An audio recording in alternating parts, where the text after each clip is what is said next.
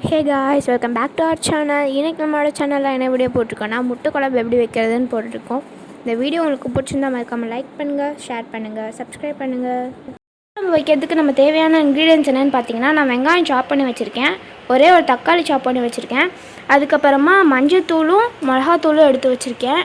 மஞ்சத்தூள் 1/2 table spoon போதும், மிளகாத்தூள் 1 டேபிள் ஸ்பூன் எடுத்து வச்சுக்கோங்க. ஜீரகம், கிராம்பு, பட்டை, அப்புறமா பச்சை மிளகா 2 பச்சை மிளகா எடுத்து வச்சுருக்கேன், தேங்காயும் அரைச்சி வச்சுருக்கேன், மல்லித்தூள், இஞ்சி பூண்டு பேஸ்ட்டு அரைச்சி வச்சுருக்கேன், முட்டை, அப்புறம் இதுலேயும் மஞ்சத்தூளும் மிளகாத்தூளும் எடுத்து வச்சுருக்கேன். இது ரெண்டும் தான் நம்ம முட்டைக்கு யூஸ் பண்ண போகிறோம். இதெல்லாம் குழம்புக்கு யூஸ் பண்ண போகிறோம். ஓகே, வாங்க இப்போ வீடியோக்குள்ளே போகலாம். முட்டையை ஃப்ரை பண்ணுறதுக்கு நம்ம கடாயை அடுப்பில் வச்சு எண்ணெய் ஊற்றிக்கலாம். 2 டேபிள் ஸ்பூன் எண்ணெய் ஊற்றிட்டு அதுக்கப்புறமா அதில் மஞ்சத்தூள் போட்டுக்கலாம், மஞ்சத்தூளும் மிளகாத்தூளும் போட்டுக்கலாம்.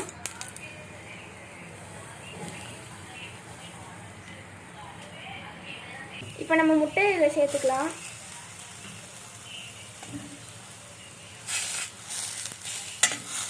சேர்த்து இதை நல்லா ஃப்ரை பண்ணி எடுத்துக்கலாம்.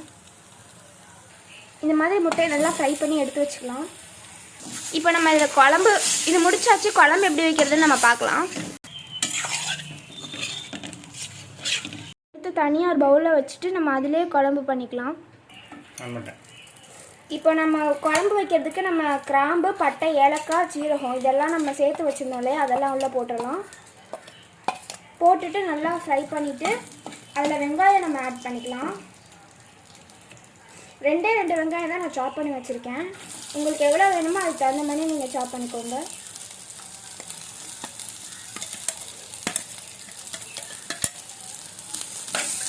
இதை நல்லா ஃப்ரை பண்ணணும். டீப் ஃப்ரை பண்ணுற வரைக்கும் நல்லா பண்ணிக்கோங்க. இப்போ நம்ம இதில் பச்சை மிளகா ஆட் பண்ணிக்கலாம். 2 பச்சை மிளகா நறுக்கி வச்சதை ஆட் பண்ணிக்கலாம்.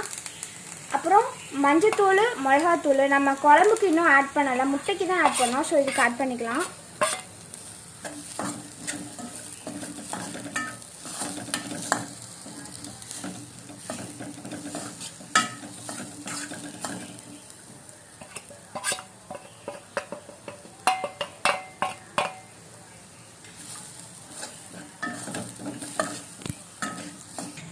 இது கூட உங்களுக்கு நீங்கள் கொரியாண்டர் பவுடரும் கரம் மசாலாவும் போட்டுக்கிட்டிங்கன்னா இன்னும் டேஸ்ட்டாக இருக்கும் உங்களுக்கு. நம்ம இந்த ஸ்டேஜில் இது ஆட் பண்ணிக்கலாம். இஞ்சி பூண்டு பேஸ்ட்டு நான் அரைச்சி வச்சுருந்தேன் இல்லையா, ஸோ அதை ஆட் பண்ணிக்கலாம்.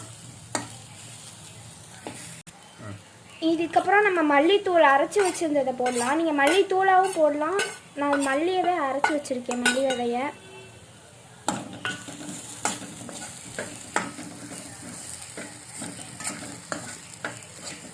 கொஞ்ச நேரம் ஃப்ரை பண்ணிக்கலாம்.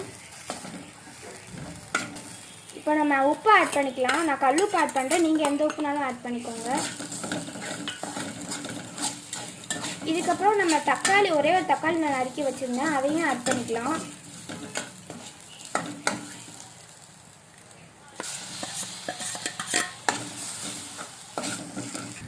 இந்த ஸ்டேஜில் நம்ம தண்ணி ஆட் பண்ணிக்கலாம்.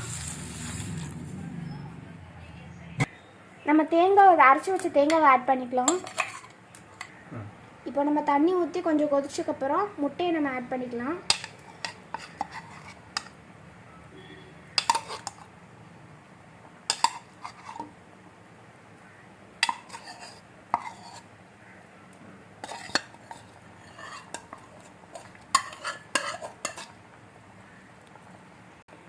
நம்ம முட்டையை நான் முழுசாக போட்டிருக்கேன், நீங்கள் ஹாஃபாக வெட்டி கூட போட்டுக்கலாம். A few moments later. கொதிச்சதுக்கப்புறம் நம்ம இறக்கி வச்சிடலாம். ரெடி ஆயிடுச்சு. நீங்களும் வீட்டில் ட்ரை பண்ணி பார்த்துட்டு எப்படி இருக்குன்னு கீழே கமெண்ட் செக்ஷனில் சொல்லுங்கள். Hope you all enjoy this video. இந்த வீடியோ எனக்கு பிடிச்சதா மறக்காம லைக் பண்ணுங்கள், கமெண்ட் பண்ணுங்கள், ஃப்ரெண்ட்ஸ் எல்லாமே ஷேர் பண்ணி சப்ஸ்கிரைப் பண்ணி பெல் ஐக்கான் ஆல் கொடுத்துருங்க. தேங்க்ஸ் ஃபார் வாட்சிங். பாய்.